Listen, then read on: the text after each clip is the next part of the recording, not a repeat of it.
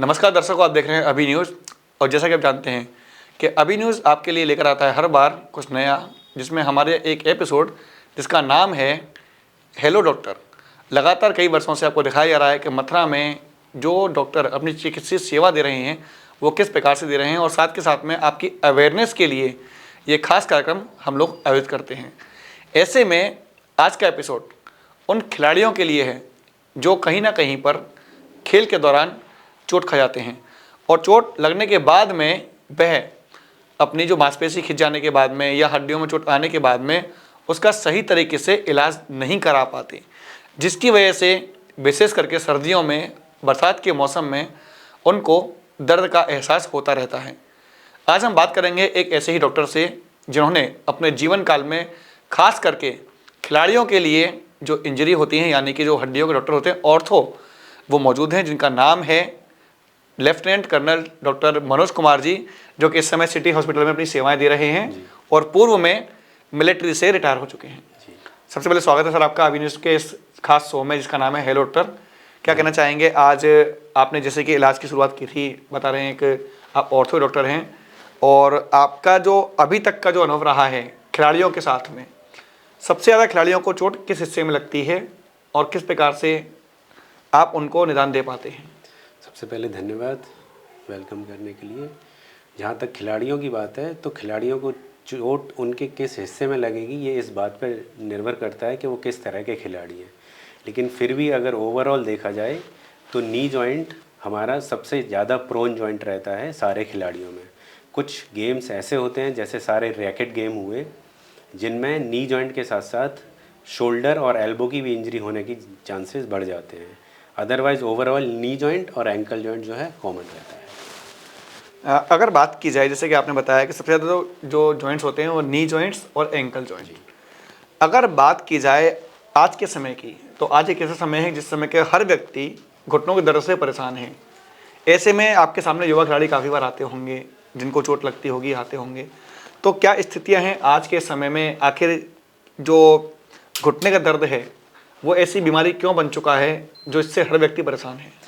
अब ये दो चीज़ें हैं, दोनों अलग अलग चीज़ें हैं कि जो नॉर्मल जो घुटने के दर्द से जो लोग परेशान हैं वो एक अलग प्रॉब्लम है, और जो स्पोर्ट्स इंजरीज़ होती हैं यंग एज में, जिनमें मोस्ट ऑफ द इंजरीज़ जो हैं लिगामेंट इंजरीज़ होती हैं या मसल्स इंजरी होती है, वो एक अलग एंटिटी है।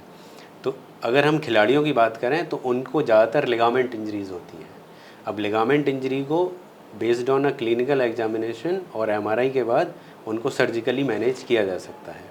रहा आपका दूसरा सवाल कि घुटने की प्रॉब्लम्स, जो जनरली जो दर्द रहता है वो दर्द जो है 2-3 तरह की आर्थराइटिस होती हैं जिनकी वजह से हो सकता है। एक मोस्ट कॉमन जो थोड़ी सी ओल्ड एज में या एल्डरली एज में होती है जिसको बोलते हैं ऑस्टियो आर्थराइटिस, वो बहुत कॉमन है। 50-55 से ऊपर जितने लोगों को दर्द होता है वो depending on a different stage of osteo arthritis, उसकी वजह से दर्द होता है। कुछ लोगों को अपने 30s या 40s में ही घुटने में दर्द शुरू हो जाता है बिना कोई स्पोर्ट्स इंजरी हुए जी। वो एक अलग तरह की आर्थराइटिस होती है जिनको पूरे ग्रुप को मिला के बोला जाता है इन्फ्लेमेटरी आर्थराइटिस, जिसमें र्यूमेटॉइड आर्थराइटिस, सोरियाटिक आर्थराइटिस या और अलग अलग तरह की आर्थराइटिस है जिनको हम कॉमन बोलचाल की भाषा में गठियावाई बोलते हैं। जी। डॉक्टर साहब, एक बड़ा सवाल ये है कि आपने अभी तक जो अपनी सेवाएं दी हैं वो कहाँ पर दी हैं? निश्चित रूप से जो आर्मी में है तो आपके सामने कई बार ऐसे केस आते होंगे जो मतलब जो जहाँ गोलियाँ चलती होंगी वहाँ पर जवान भी आते होंगे, सिविलियंस भी आते होंगे। अभी तक की सेवाएं आपने कहाँ पर दी थी? अगर मैं अपने आर्मी के एक्सपीरियंस को डिस्क्राइब करूं जी, तो मेरा आर्मी का एक्सपीरियंस जो है दिल्ली में base hospital Delhi cantt, army hospital आर&आर और एक 92 बेस हॉस्पिटल श्रीनगर। जो आप गन शॉट वूंड या गोली लगने की बात कर रहे हैं वो इस तरह के केसेस हमने श्रीनगर के हॉस्पिटल में बहुत किए थे, और वहाँ ज़्यादातर जो केसेस थे वो गन शॉट वूंड ही आते थे अपार्ट फ्रॉम नॉर्मल ट्रॉमा और स्पोर्ट्स इंजरी।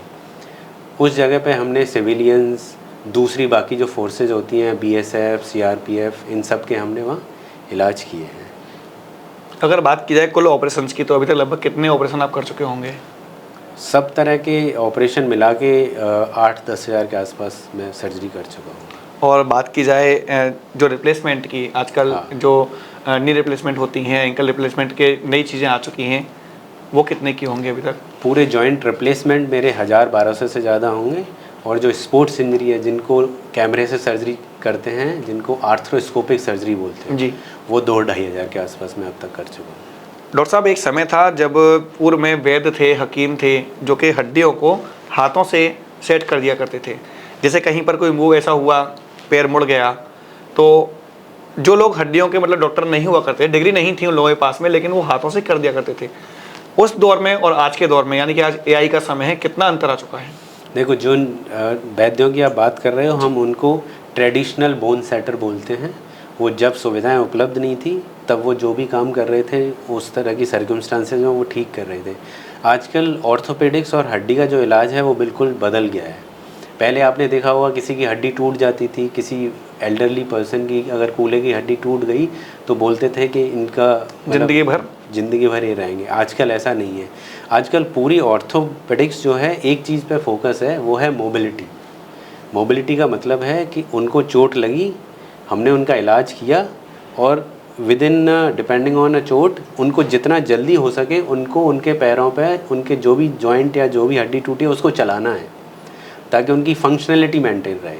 आजकल वो ज़माना नहीं है कि अगर हड्डी टूट गई है तो बिस्तर पे 4 महीने के लिए लेटा हुआ है।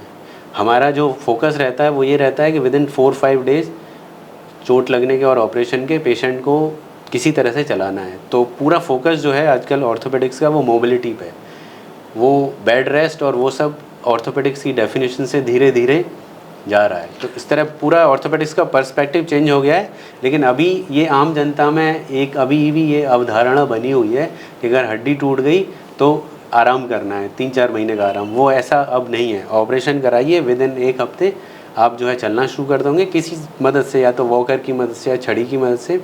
1.5-2 महीने में आप अपना पूरा वाला जो पहले काम करते थे वो करने लगेंगे। क्योंकि आजकल हर कोई व्यक्ति जो है, खासकर जवान आदमी, अपने घर का ब्रेड विनर है, वही रोजी रोटी वही कमा रहा है। अगर ऐसा कोई आदमी को चोट लग जाए और वो 6 महीने बिस्तर पे पड़ा रहे तो उसको दोबारा नौकरी मिलना तो बहुत मुश्किल है। पहली बार नौकरी मिलना आजकल इतना मुश्किल हो गया है। तो इसलिए पूरा फोकस जो है आजकल पेशेंट को उसके प्री इंजरी लेवल पे जितना जल्दी हो सके उतना जल्दी लाने का रहता है। सेम स्पोर्ट्स इंजरी में, सेम जॉइंट रिप्लेसमेंट में, सेम फ्रैक्चर के बाद। डॉक्टर साहब, जैसा कि आज एआई का ज़माना आ चुका है, पहले चीज़ें थी कि संभव नहीं हुआ करती थी। कई बार एक्सीडेंट ऐसे होते हैं जिनमें हड्डियां कुचल जाती हैं, तो क्या ये संभव है कि नई हड्डियों को दोबारा या किसी प्रकार से नई हड्डियां बना करके वो जॉइंट हो सकें? क्या इस पर काम चल रहा है लगातार? नई हड्डियां बनाने का तो काम नहीं चल रहा है, लेकिन हाँ, जैसे कृत्रिम अंग आते हैं, आपने देखा होगा प्लास्टिक वाले आते हैं। कई संस्थान ऐसे हैं जो कृत्रिम अंग वितरण करते हैं। क्या विज्ञान आज इतना सामर्थ्यवान हो चुका है कि नई हड्डियां रिप्लेस कर सके दोबारा बना करके? ऐसी हड्डियों के कुछ पार्ट रिप्लेस करने की टेक्निक आ चुकी है कि हड्डी का कोई छोटा मोटा पार्ट अगर वो इंजरी के टाइम पे चोट लगी या चूरा बन गया तो उस पार्ट को रिप्लेस करने की टेक्निक आ चुकी हैं। ऐसी टेक्निक की पूरी हड्डी, जैसे आप सपोज करो थाई की हड्डी फीमर होती है, इस पूरी की पूरी हड्डी को रिप्लेस करना ऐसा अभी तक पॉसिबल नहीं है। हाँ, लेकिन एक जो चीज़ आ रही है वो बोन ग्राफ्टिंग आ रही है, जिसमें कैडेवरिक बोन ग्राफ्टिंग, मतलब जैसे हम किडनी डोनेट करते हैं जी, लीवर डोनेट करते हैं, जो लोग ब्रेन डेड होते हैं वो अपनी किडनी डोनेट करके या पूरी बॉडी डोनेट करके 3-4 लोगों की जान बचाते हैं। ऐसे ऑर्गन डोनेशन के बारे में सुना होगा आपने। ऐसे ही हड्डियां भी डोनेट की जा रही हैं आजकल, और एक बोन बैंक बनी है एम्स में, जहां हम पूरी की पूरी हड्डी जो है, पेशेंट जो एक्सपायर हो जाते हैं उनकी परमिशन से, उनकी फैमिली से, उन हड्डियों को प्रिजर्व कर लेते हैं, और वो डिपेंडिंग ऑन किस पेशेंट में क्या पार्ट रिक्वायर्ड है वो चलने लगा है और ठीक जगह पे होने लगा है। पहली बोन बैंक इंडिया में एम्स ने खोली है और वो पिछले 4-5 साल से जो है लागू है। उस बोन बैंक की हम जब आर्मी में थे तो 1-2 बार हमने हेल्प ली है, तो इसलिए मुझे पता है बोन बैंक स्टार्ट हो गया है। हड्डियाँ, आमतौर पर आप जब ऑर्थो डॉक्टर हैं तो आप जानते होंगे, हड्डियाँ एक मानव शरीर का एक ऐसा अंग कहा जाता है जो कभी समाप्त नहीं होता, और कहा जाता है कि सालों यानी कि मतलब वर्षों बाद भी अगर हड्डियां गाड़ के निकालें तो वही क्या स्थिति उनकी रहती है। लगभग कितने समय के बाद में हड्डियों का गलना खत्म होना शुरू होता है? क्या संभव है कि हड्डियां एक्सपायर होने के बाद? जी, आदमी के एक्सपायर होने के बाद हड्डियां जो हैं डिपेंड करता है कि वो किस इन्वायरमेंट में और उनके आसपास किस तरह का किस मटेरियल में वो रखी होगी। जैसे अगर आपने कई बार जमीन की बात करें जी बिल्कुल, तो ज़मीन में लगभग 8 से और 12 महीने के बीच में हड्डियाँ जो हैं वो गल जाती हैं, डिस्ट्रॉयड हो जाएंगी पूरी। अगर बात की जाए जल में, पानी में थोड़ा और लेट होती है, पानी में और लेट होंगी। और जैसा कि आपने देखा होगा कहीं कहीं पर कि हड्डियों के निकलने से सबूत मिल जाते हैं, डीएनए टेस्ट किए जाते हैं। वो डीएनए टेस्ट जब तक हड्डी का एक हिस्सा भी बाकी रहेगा जी, वो डीएनए टेस्ट हो जाएगा। चलिए बात करते हैं आज के समय की। आज की स्थितियाँ क्या हैं, आज कितनी बदलाव आ चुके हैं, कौन कौन सी मशीनें ऐसी हैं जिनकी वजह से आज जितने भी हड्डी के ऑपरेशन हैं वो आसान हो चुके हैं। सबसे पहले हम बात करेंगे जॉइंट रिप्लेसमेंट। जी, जॉइंट रिप्लेसमेंट में अभी आजकल आपने सुना होगा रोबोटिक जॉइंट रिप्लेसमेंट। बिल्कुल। तो रोबोट आ गया है जॉइंट रिप्लेसमेंट में, जो बहुत हेल्प करता है जॉइंट रिप्लेसमेंट को बहुत सटीक करने में, और जो सॉफ्ट टिश्यू बैलेंसिंग और बोन कट हम लेते हैं उसको सटीक बनाने में बहुत हेल्प करता है। लेकिन एक मैं यहाँ अवधारणा लोगों की या मिथ को दूर करना चाहूँगा आपके चैनल के माध्यम से, कि रोबोट का मतलब ये नहीं होता है कि एक रोबोट आएगा और वो सर्जरी करके चला जाएगा। बिल्कुल सर, कल्पना वही करते हैं लोग। हाँ, जब नाम आता है रोबोट का तो लोग यही सोचते हैं इसीलिए मैं ये कि एक मशीनी इंसान आएगा, एक मशीनी इंसान आएगा और वो पूरी सर्जरी करके कर देता है। ऐसा नहीं होता है। ऑर्थोपेडिक्स में स्पेशली रोबोट जो है सिर्फ एक ऐसे समझ लो कि जिन हथियारों को हम यूज़ करते हैं उससे एक कंप्यूटर कनेक्टेड रहता है। वो कंप्यूटर हमें बस इतना बताता है कि हम जो कर रहे हैं वो सही है या गलत है। डिफरेंट मीडियम्स होते हैं सही और गलत को बताने के। तो सिर्फ एक हमारे पास अपनी कैलकुलेशन, अपना जो देख रहे हैं, उसके अलावा एक और एडिशनल चेक है जो ये बता देता है कि हम सही करें। तो रोबोट ऑर्थोपेडिक्स में वो वाला रोबोट नहीं है जैसे लोग सोचते हैं कि एक मशीनी आदमी आएगा और वो सर्जरी कर लेगा। It's just an extra layer to reduce the mistakes. इतना ही है रोबोट। जैसे आपने बात की रोबोटिक सर्जरी की, ऐसे ही कई नई टेक्नोलॉजी आ चुकी हैं। एआई का कितना योगदान है इसमें? जो रोबोट का हम यूज़ कर रहे हैं उस रोबोट को ये बताने में कि हम सही या गलत कर रहे हैं, एआई का बहुत बड़ा योगदान है। सेम स्कोपी वगैरह में भी थोड़ा थोड़ा जो है चीज़ें इम्प्रूव हो रही हैं। जो मॉनिटर्स हैं उनकी क्वालिटी इम्प्रूव हो रही है, कैमरों की क्वालिटी इम्प्रूव हो रही है, तो चीज़ें थोड़ी सी ज़्यादा क्लियर हो जाती हैं। जैसा कि आपने बताया कि आजकल जो मशीनें आ रही हैं वो हाई टेक्नोलॉजी की हैं, रोबोटिक ऐसे सर्जरी हो रही हैं। ऐसे में आज जिस स्थान पर आप काम कर रहे हैं यानी कि सिटी हॉस्पिटल, उसमें कौन कौन सी मशीनें हैं, और आपने अभी तक जहाँ भी काम किया, पूर्व में जहाँ कार्यरत थे आप, वहाँ में और यहाँ के एनवायरनमेंट में कितना अंतर है? जहाँ तक हॉस्पिटल और हमारे हॉस्पिटल सिम्स की बात की जाए, यहाँ हमारी जो भी फैसिलिटीज़ हैं वो बिल्कुल स्टेट ऑफ आर्ट हैं। हमारे पास जितनी भी लेटेस्ट मशीनें होनी चाहिए एक ऑर्थोपेडिक्स पर्सपेक्टिव से वो सारी हैं, और हम रोबोट को भी लेने के उसमें हैं। कुछ अगर बात की कुछ जाए, दिनों के बाद रोबोट भी हमारे पास होगा। अगर बात किया है ब्रज के जो आपने अभी तक यहाँ पर जो इलाज किए हैं, काफ़ी इलाज आपने कर लिए होंगे, 1 साल से आप यहाँ पर सिम्स में अपनी सेवाएं दे रहे हैं, तो यहाँ पर कहा जा रहा है कि यहाँ के जल की वजह से यानी कि यहाँ के पानी की वजह से कहीं ना कहीं पे हड्डियों में कुछ खराबी आ रही है। क्या आपको लगता है ऐसा? जी, यहाँ के पानी में थोड़ा फ्लोरीन ज़्यादा है, जिसकी वजह से आपने नोटिस किया होगा फ्लोरोसिस बहुत है यहाँ। जिसका सबसे अच्छा एग्जाम्पल या एक इंडिकेशन मिलता है, यहाँ लोगों के दांत बहुत ख़राब होते हैं, तो फ्लोरोसिस जो है वो हड्डियों में जमा हो जाता है। तो शायद एक वो कारण हो सकता है। मतलब मैंने कोई रिसर्च नहीं की है और ऐसा मुझे कोई स्टेटमेंट भी नहीं देना चाहिए कि पानी की वजह से हो सकता है, लेकिन मैं एक अनुमान जो है मेरा वो ये है कि यहाँ की फ्लोरीन ज़्यादा होने की वजह से फ्लोरोसिस के कारण जो है जॉइंट की प्रॉब्लम थोड़ी सी ज़्यादा हो सकती है। डॉक्टर साहब, जैसा कि हमारा एक कार्यक्रम है हेलो डॉक्टर, इसमें हम बात करते हैं अवेयरनेस के लिए। अगर आपसे कहा जाए कि आप जनता के लिए कुछ ऐसे सुझाव दें जिनकी वजह से लोग सावधान रहें अपनी बीमारियों को लेकर के, सावधान रहें अपनी बीमारियों के बाद उनके सुझाव को लेकर के, या मतलब उनको जो उनके समझने का तरीका होता है, यानी कि मतलब उनको आगे क्या करना चाहिए उसके लिए। देखो, आजकल ठंड के मौसम में जॉइंट की जितनी भी प्रॉब्लम या हड्डियों की प्रॉब्लम है वो थोड़ी सी बढ़ जाती हैं, तो मैं उससे रिलेटेड थोड़ी सी एडवाइस दे सकता हूँ जी। ठंड में थोड़ा सा अगर हो सके तो सन एक्सपोजर लेना चाहिए अगर निकल रहा है, क्योंकि ठंड में ज़्यादातर लोग अंदर रहते हैं तो शरीर में विटामिन D3 की कमी हो जाती है। दूसरा, ब्लड सर्कुलेशन पेरिफेरल टिश्यू में, टांगों में, हाथ में कम हो जाता है। इसी की वजह से ज़्यादा पुराने जो दर्द हैं या नए दर्द जो हैं वो ज़्यादा होते हैं।